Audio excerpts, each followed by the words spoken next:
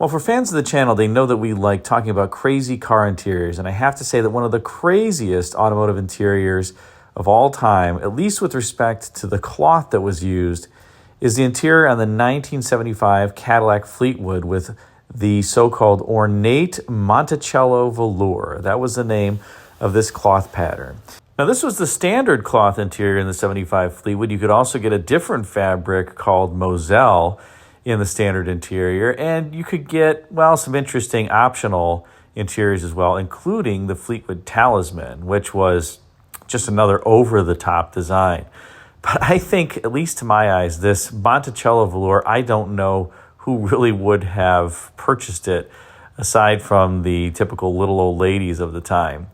And now, of course, it's a rarity because not many people elected to get their Fleetwood equipped with the Monticello velour. So you don't see too many that often, but you're about to see one in the flesh. And this is, I have to say, an absolutely rare treat. I don't think you're going to see another one of these Fleetwoods live with this Monticello velour. So let's take a look at a 75 Fleetwood I saw recently at the Eyes on Design car show in Grosse Pointe, Michigan.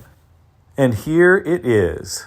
Wow, that is a overall overload for the eyes. Take a look at that crazy cloth pattern, front and rear, in this 75 Fleetwood. Now, this is a low mileage car. Part of the reason you can tell that is that it still has those seatbelt guides intact on the front seats. And look at the rear. You can also see the rear footrest, and that cloth is even on the back of the seats, and the pull strap has that cloth integrated into it too. Pretty crazy. Now, up front, you have the typical Cadillac dashboard of the time that was introduced in 1974 with this two-tiered look. All the warning lights were in that area above the speedometer. You can see the light on the door panel, which was unique to the Fleetwood, a little reading light there next to the assist strap. But the story here is this cloth interior and how crazy it looks. Notice, by the way, the B-pillar is even trimmed in cloth. The C-pillar, of course, is with a reading light. You can see the belts in the roof. That was actually a pretty good design by GM at this point. There were two retractors on these seat belts. It made it easier to use, as opposed to even today where most seat belts have a single retractor. And we'll pan around one more time here and take a look at this crazy Monticello velour interior. Notice that three-spoke steering wheel. That was a Cadillac exclusive, but would later be used on Buicks and even the GMC motorhome. You see the plastic seatbelt guy there that's still intact. Those broke off pretty quickly. So again, another way to see a low mileage car. And a lot of room back here, even with the rear footrests deployed. Those, by the way, aren't that comfortable. I think they were just more for look than anything. They're at an odd angle for your feet. But Cadillac advertised it and they had to have it. This car does have the delay wipers, cruise control, automatic climate control, power antenna, tilt telescoping wheel, really the standard options for Cadillac at this time, and those were all options. It does also have illuminated entry on the doors, which you can't see in this photo shoot, but it's there. So pretty well-equipped vehicle, but with the standard interior and kind of this cloth fuzzy mouse fur headliner. You can also see the rear lamp monitors there above the rear window, those two little dots that would tell you if your brake lights were working, as well as your turn signals. So quite a few little luxury features of the time. Now let's transition to the exterior of this yellow 1975 Fleetwood. 75 was the first year for the square headlamps up front and also a more finely textured grille. The 74 Fleetwood and DeVille had this pretty thick textured egg crate that I don't think looked very good. The cornering lamp also was a big unit here, as you can see, but it had gone back to a single bulb unit. The 1974 cornering lamp was a double bulber, so a little bit of cost savings there. Look at that body fit of the fender to the front door. Not all that great. The Fleetwood, of course, did have the B-pillar. The DeVille did not. The four-door DeVille did not have the B-pillar on it. And out back, you have the vertical theme on the rear quarter panels, but the lights, the primary lamp is horizontal, as you can see there. The fins did have parking lights in them, but the primary lamp was that horizontal lamp along with the reverse lights underneath the deck lid. This car has had the bumper fillers replaced, and actually this is probably the best job that I've ever seen executed on a bumper filler replacement. Those are notoriously hard to repair. So if you find one of these cars without the bumper fillers, you better budget about $3,000 to fix them and have them painted and fitted, and that may even be a low estimate.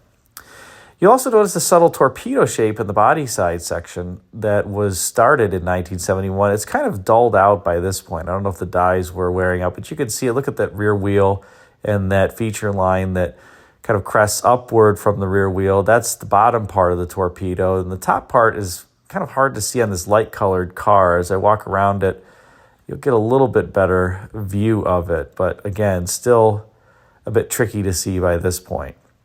In 1975, you had the impact standards in the front and rear for the bumpers, had to meet a 5-mile-an-hour impact standard and have no damage, and that's why these bumpers are huge and why Cadillac elected to use these oversized bumper fillers, because they would collapse basically and then spring back in the event of an impact.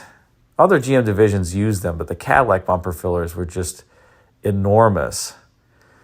And of course, you have the coach light or opera light on this 75 Fleetwood on the C-pillar. That gave it a distinctive look. The Eldorado would also have that light as well. The B-pillar, as I mentioned, was exclusive to the Fleetwood. Interestingly, in 71 and 72, there would be a metal plate that would carry down from the B-pillar, separating the front and rear door. But by this point, GM had eliminated it and just extended the doors, and there was no longer a metal plate. And there's a better look at the B-pillar, and you can see this is the inside before the owner allowed me to take a look at that wonderful Monticello cloth interior. Ooh, what an inviting place to be. And again, look at that fender to door body fit. The body fits in these Cadillacs were just deplorable. And it's unfortunate. Cadillac was selling all that they could build during this time frame, so the line speed at the Clark Street plant in Detroit was pretty elevated, and, well, you got this result. At least this one doesn't have the headlamps tilting downward. That's a pretty typical thing that you'll find in these Cadillacs because the screw adjusters have broken. They're pretty easy to replace, but if you see those headlights tilting down, that's often what happens. And this owner at least has the correct wide white walls. That was done to give the cars a look of having a larger wheel than they actually had. These have 15-inch wheels on them, 235, 75, 15 tires often. And, well, 15-inch rims on this big car would look funny, so you got to have big white walls. 1975 would also be the first year that the 500 cubic inch 8.2-liter V8 would become standard under hood in the DeVille and Fleetwood series. It had been previously an exclusive to the Eldorado beginning in 1970 and continuing through 1974. Unfortunately, by 1975, this 500 cubic inch V8 with its 4-barrel carburetor was making just 190 horsepower and 360 pound-feet of torque, motivating this massive beast, 133-inch wheelbase car. It drives fine. I would say that the torque allows it to feel, well, have decent acceleration. But if you step on it, it doesn't necessarily have all that much left.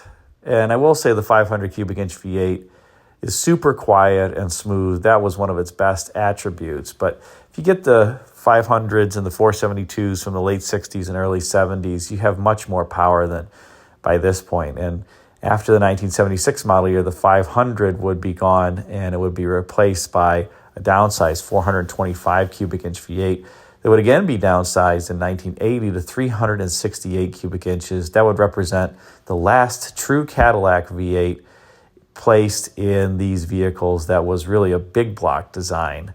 It was a downsized 500. Cadillac would, of course, continue with their exclusive V8 engines, but in 1982, they would introduce the HT 4100 4.1-liter V8 that I don't think anybody really wanted, so that wasn't anything to write home about and certainly had some issues. Unfortunately, that 368 cubic incher went out with a thud in 1981, which was its last year, because it had V8 6.4, the cylinder variable displacement in that model year that was trouble prone. So there you have it, a crazy interior on this 1975 Cadillac Fleetwood, and just a radical color, this, well, yellow everywhere on the inside and on the outside. What do you think? Is this the craziest cloth interior that you have seen in a car? At least for my eyes, I think it is. And it's almost painful on the eyes to look at this and sit inside it. But I suppose it has a certain charm after all of these years. And, well, I'm happy that I was able to get a look at it at the Eyes on Design car show. I have to say that 1975 would also be the year for the strangest prints in Cadillac interiors. 1976, it's almost like somebody told the designers, hey, you got to tone it down. And the houndstooth interior that was in the Eldorados for 75 was gone by 76. And some of the other prints that were in the 75 model year were also gone, as was this Monticello velour. It was a 1 year only cloth print that was available in the Fleetwood only for that year. Hope you enjoyed this spotlight on this crazy interior. If you did, be sure to like, comment, and subscribe, and check out the video thumbnails at bottom left and right for some suggestions for you.